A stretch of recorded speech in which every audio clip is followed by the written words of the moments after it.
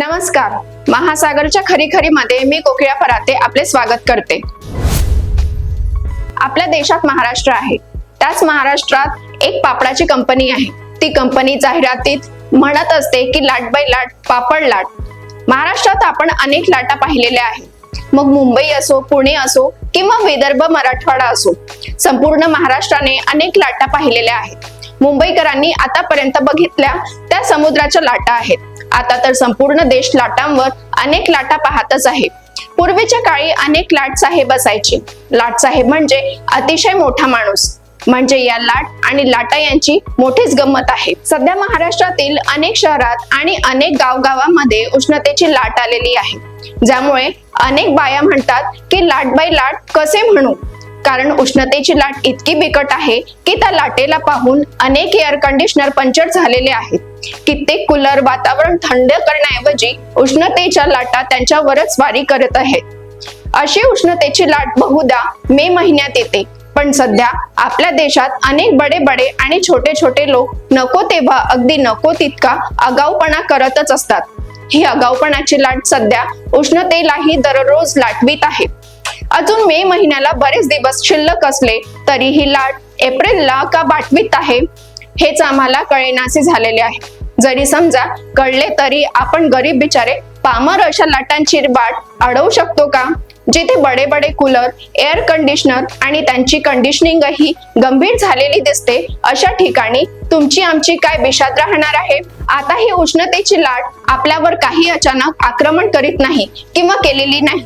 शेतकऱ्यांनी आपल्या शेतातून अनेक झाडांना हद्दपार केले, कारण त्यांना उत्तुंग आमची उत्तर सीमा इंच इंच लढवू या गीताने प्रेरणा मिळाली असेल आणि मग त्यांनी आमच्या शेतात आम्ही इंच इंच पिकवू, मग त्यासाठी न पिकणाऱ्या उंच उंच झाडांना नेस्तनाबूत करू असाच निर्धार करून आपल्या शेताजवळील आणि बांधावरील मोठमोठी झाडे तोडून टाकली. ज्या ठिकाणी 100 वर्षांपूर्वीचे कडुलिंबाचे झाड होते, त्यासोबतच आपल्या पूर्वजांनी लावलेली झाडे जे डौलाने मिरवत होती आणि सावलीही देत होती, पण सध्या इंच इंच पृथ्वी पिकवण्याच्या निर्धाराने या झाडांची कत्तल झालेली आहे. देशात आणि महाराष्ट्रात, त्यासोबतच विशेषतः विदर्भात मोठमोठी जंगले होती. ही जंगले अनेक विरप्पणांनी पाल सपाट करून टाकली. जिथे पूर्वी सूर्यकिरणांना झाडाखाली येण्यास मज्जाव होता, त्या ठिकाणी आता सूर्याची किरणे अधिक उग्रतेने झाडे लाटत आहेत. आपल्या देशातील सिमेंट उद्योगाचे भले व्हावे यासाठी सरकारने धडाधड सिमेंटचे रस्ते बांधणे सुरू केले. या सिमेंटमुळे एकूण वातावरण आणि घरे उन्हाळ्यात गरम आणि हिवाळ्यात थंड होतात.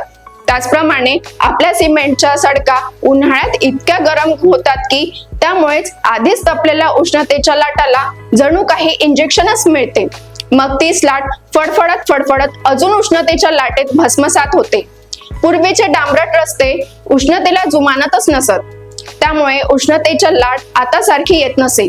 त्या काळात अगदी लहान सहान नद्याही उन्हाळाभर आपल्या पाणीदार तटांच्या आणि पाटांच्या माध्यमाने वाहत असत. आता नद्या गेल्या, वाळू उरली आणि उरलेली वाळू माफियांच्या पथ्यावर पडली. त्यामुळेच वाळूच्याही लाटावर लाटाबाटाच्या बुटाप्रमाणे धडाधड बाहेर पडू लागल्या आहेत.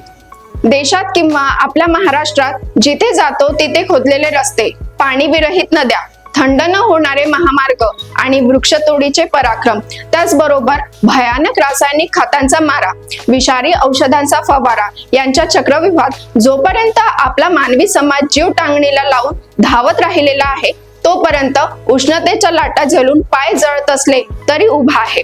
आता हे जळणारे पाय कधी भस्मसात होतील हे उष्णतेच्या लाटेलाच विचारणे सुरू आहे.